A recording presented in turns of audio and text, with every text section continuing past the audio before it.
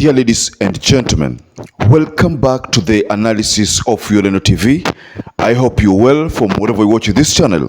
Now, I'd like to start this session as usual by appreciating you so much for supporting YOLENO TV. If you wish to support us, just subscribe to our channel and give this video a like. So, former President Uhuru Kenyatta has received good news after the political parties tribunal stopped orders that had nullified his national delegates conference. You remember, soon after Uhuru Kenyatta had convened that meeting of the delegates, so Kanini Kega and the faction led by Sabina Chege, they held their own separate meeting that sought to nullify Uhuru's NDC. So you also understand that Jeremiah Kioni went to court to contest the same.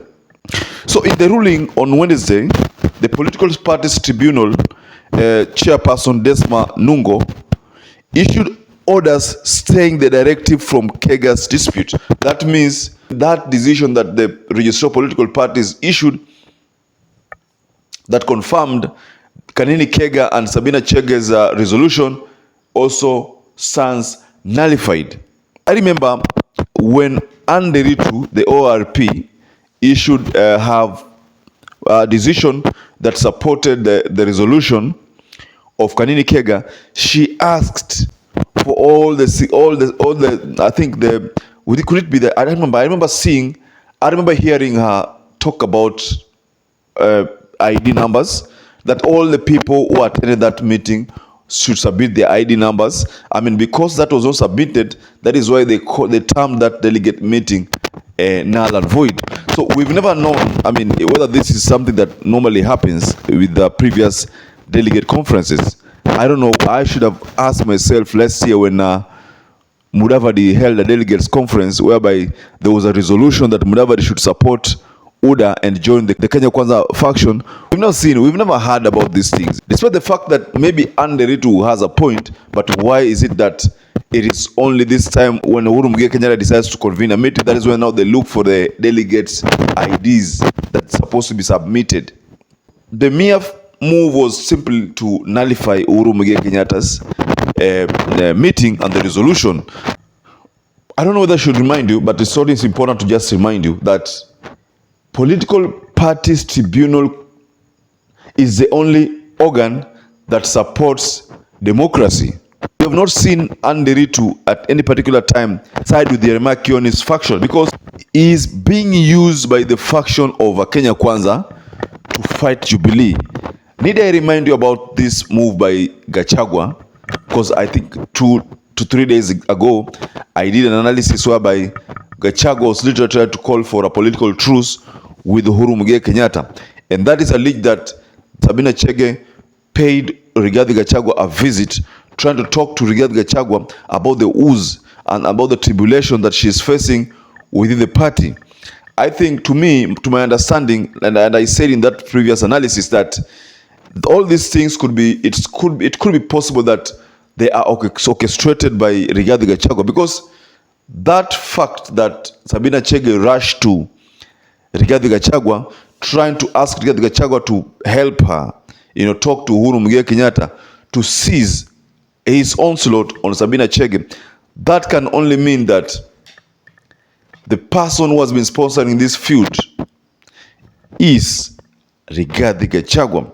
Should I remind you also that it is the only hope that Rigathi Gachagua has in Mount Kenya to snatch Jubilee from Uhuru Kenyatta? I have talked about this in three analysis. It's not good to repeat it, but that is the truth of the matter.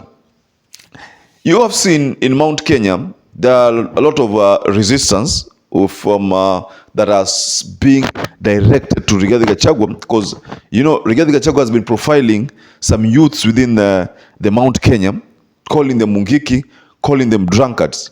All these are all indicators that Rigathi Gachagua is looking for any way to fight anybody who's trying to oppose him. The people who have been trying to support Maina Njenga have been opposing Rigathi Gachagua. So the fear that Maina Njenga might take over Mount Kenya is what is eating Rigathi Gachagua. So that explains why this issue of Jubilee and the Jubilee feud will not end today. And Anderit is being used to fuel this feud. And the person who is sponsoring this feud is Rigathi Gachagua. And who is being used? Sabina Chege and Kanini Kega. These are the two who are being used to propel, or rather to fuel, this feud, the growing feud in the Mount Kenya. But the truth of the matter is this, that either way, Gachagua is not going to win this war. Because honestly, the fact that he called for a political truce with Uhuru Muigai Kenyatta only points to a Rigathi Gachagua who is almost giving up on this fight. I want to also remind you that Gachagua knows very well that he is not the first senior person within the Mount Kenya. Mount Kenya has had Jomo Kenyatta, has had Moi Kibaki, has had Uhuru Muigai Kenyatta as the president. So between the president and the deputy president, who is senior? That answer that you have, dear viewer, is what is giving Rigathi Gachagua sleepless nights, and it's the one reason why he will never let Jubilee thrive in the Mount Kenya. He wants to kill Jubilee, but for him to kill Jubilee, first of all, he must snatch Jubilee from Uhuru Muigai Kenyatta.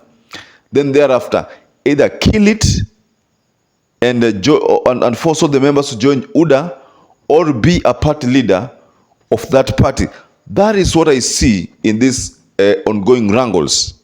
If they succeed in the second term, Ruto will atampiga teke, because that is what we expect. Right now, he has to take advantage of the fact that he is the deputy president. But the question is, why isn't he the deputy party leader? That is something that I've been asking myself.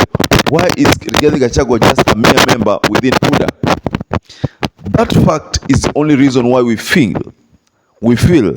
that Jubilee is being fought for,